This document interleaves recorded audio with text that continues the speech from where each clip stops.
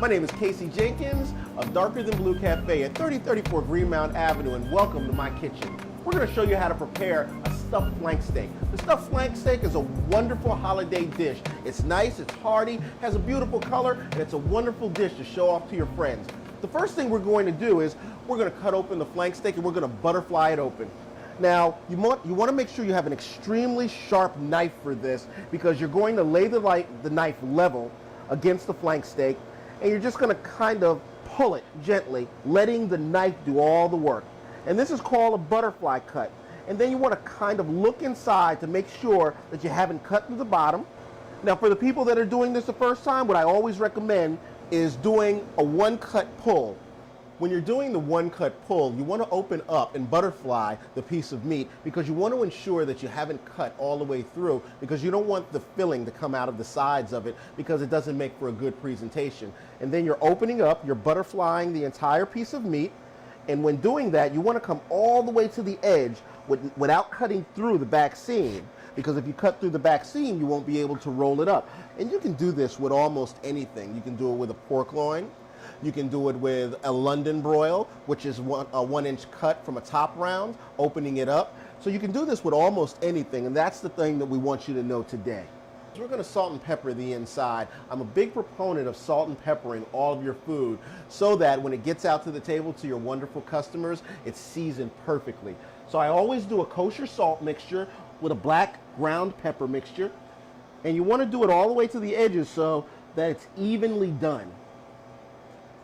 We're going to stuff it with spinach, roasted red peppers, and blue cheese, because we're at Darker Than Blue and we love blue cheese. So the first thing we've already done, as you've seen in some of our 5-minute of flavor segments, we've done the sauteed spinach, and we like to saute the spinach instead of blanching it. The reason we want to saute the spinach is because the sauteed, we're going to macerate some flavors like garlic and salt and pepper in that also, so it's going to have a great flavor to it because it has that garlic macerated into it. So here we have our sauteed spinach. Now the spinach is going to be layered out first, and I usually like to put the spinach on first because it creates, if you will, a seal on top of the meat. But we're going to be sealing it in other ways also. But it creates a seal so that the cheese and the peppers don't come out. The reason being is because when you do roll it, you don't want everything to push out toward the sides and everything come out, because what happens when you're roasting or braising a piece of meat, there tends to be a little bit of shrinkage. And with that little bit of shrinkage, you don't want all of your filling to come out of the sides. All right, the next thing that we're going to add in is we're going to add the roasted red peppers. Now, we've already roasted these red peppers, and what you do to roast your red peppers is you take them and you put them on an open flame, and they're rubbed down with just a little bit of oil so that the actual outside of it becomes nice and caramelized and black. And then what you're going to do is, once it becomes nice and dark and it looks like it's burning, but it's not, it's just burning the outside of the skin off, what you're going to do is set that off to the side, put it in a bowl, cover it with some plastic wrap, because it's going to steam off that skin. The one thing you don't do, a lot of amateurs, I'll say, like to do, is they run it over water to get the skin off. You don't want to do that, because what you're doing is you're taking the flavor off of those roasted red peppers. So that's what we've done already, and here we have our roasted red peppers. You see how it's been roasted, and we pull the skin off of it, and you can still see some of that charcoal flavor on it. And this adds a wonderful sweet flavor to it. The next thing we're going to do is we're going to add the buttermilk blue cheese. I love blue cheese. Blue cheese has a great pungent flavor to it. That, mixed with the garlic and the spinach and the sweetness of the roasted red peppers, is going to add a terrific flavor to your stuffed flank steak. Now, the blue cheese has been crumbled already. Now, there are a number of cheeses that you can use with this. You can use blue cheese. You can use either the buttermilk blue, or a lot of people like to use feta cheese also. Feta cheese has a wonderful flavor, which isn't really that far from the blue cheese, except the blue cheese is a little bit more pungent, and I love the flavor of blue cheese. We have it in a number of dishes here at Darker Than Blue. We're going to roll the stuffed flank steak now. We're going to make a beautiful pinwheel out of it, or roulade it might be called. There are a number of ways that you can roll this, but you want to ensure, now there's only a few ways to roll it, but I do mean there are a number of ways in which you can tie it, but there's really only one way to roll it. All right, now when rolling it, you want to ensure that you're pulling a little bit on the flank steak, because you want to ensure that everything, all your holes are covered, and that everything's going to be full in there, and you want to do it all together like this, ensuring that you're having a nice tight roll on it. And you remember what I told you earlier? That you don't want to push everything. That's why you have to leave that 1-inch barrier, because you don't want to push everything out to the sides. Now there's one of those slight cuts in the meat that I told you about, but we'll show you about that later on. Now there is your rolled flank steak, nice and tight. And everything's not coming out the ends because you left a little bit of space at the ends, and everything's not coming out of the front seam because you left everything back just that 1 inch that you're looking for. Now that it's all rolled out and there's nothing hanging out of the sides, we're going to actually tie it up now. Now you do need some butcher's twine for this. And with the butcher's twine, there are a number of ways that you can actually tie this up. One of the ways I'm going to show you, it's a little bit more intricate, but it does keep everything in a lot tighter. Now, one of the other ways that I'll tell you about is just to individually wrap going around with about 1 inch away from each one, but I'll show you that also. What you're going to do is you're going to pull it under like this, maybe about 1 inch away from the edge, and you're going to make a slip knot. Now the slip knot just allows you to tighten it to where it needs to be. And this is important to have it about 1 inch away. There's going to be shrinkage on your meat. And with the shrinkage on your meat, there's going to be a little bit that's going to move toward the edges, but with that 1 inch, it's not going to come out for you. Now what you're going to do is you're going to do the same exact thing again while holding with your thumb like this and sliding under again, about 1 inch away from the last knot that you made. And you're just going to, while still holding with that thumb, you're going to pull the end of the twine, the butcher's twine, through like so.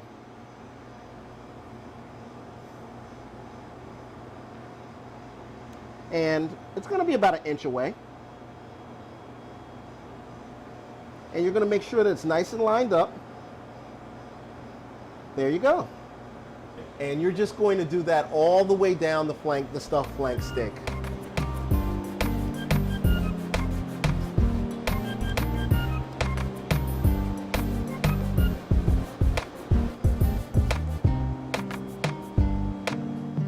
Now that we've come to the end of the flank steak, we want to ensure that we're still only 1 inch away.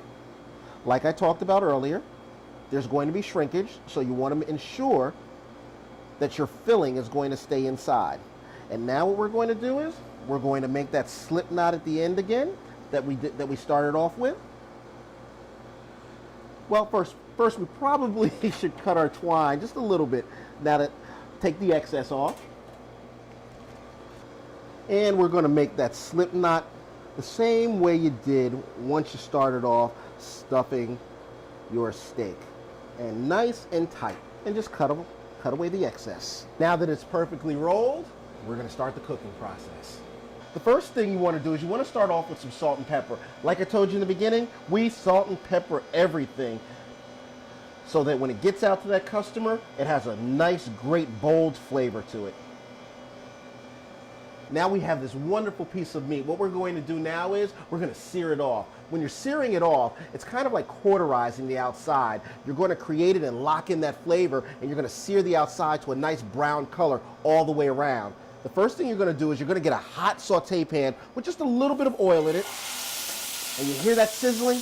And what you're going to do is you're going to constantly roll it about 45 seconds, maybe to a minute on each side, until it starts to get that nice brown color on each part of the meat. So we're going to let that go ahead, and I'm going to show you guys.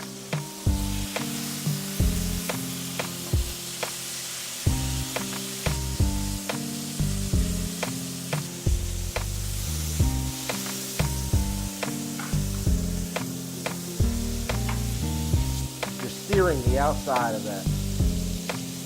You want to make sure that it sears at least a minute on each time, because you don't want the meat to actually stick to the bottom of the pan, because then what's it's going to do is it's going to rip it up, and there's a possibility that you could rip a seam in it and possibly your stuffing will come out, and that's not what you're looking for. So you want to sear it about a minute on each side, making sure that the entire piece of meat is seared and covered. Look at that. That looks so wonderful.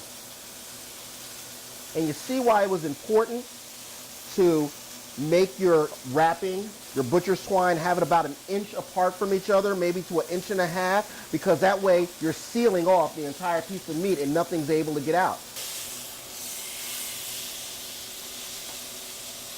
There we go. Look at that.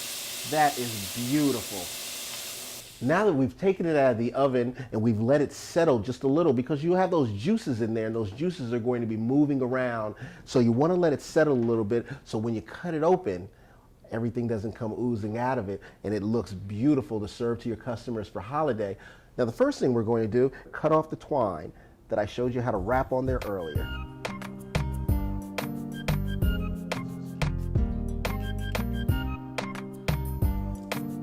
You want to be gentle taking the twine off as not to cut through. And you just want to ensure that you're taking all the twine out so that you're not serving that as a part of your Christmas dinner. Now that we've got the twine cut off of it, what I usually like to do is I cut from the center going outward just so that I can ensure that it's done enough on the inside, because you don't want to serve it underdone to your customers. That won't make for a good Christmas meal. So what we're going to do is, using a nice sharp slicing knife while holding your tongs, just cut down the center of it, using the entire knife to cut through. Wow, look how beautiful that looks. Now we're going to cut a few medallions off and we're going to serve it to one of our guests at Darker Than Blue.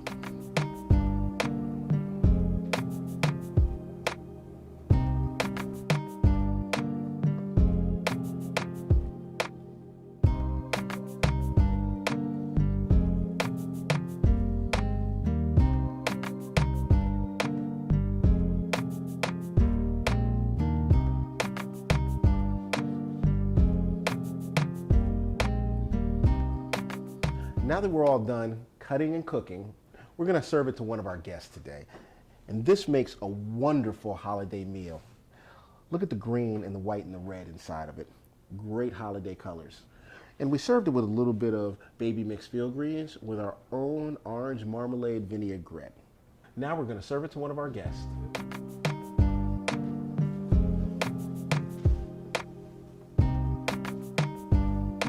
Bon appetit.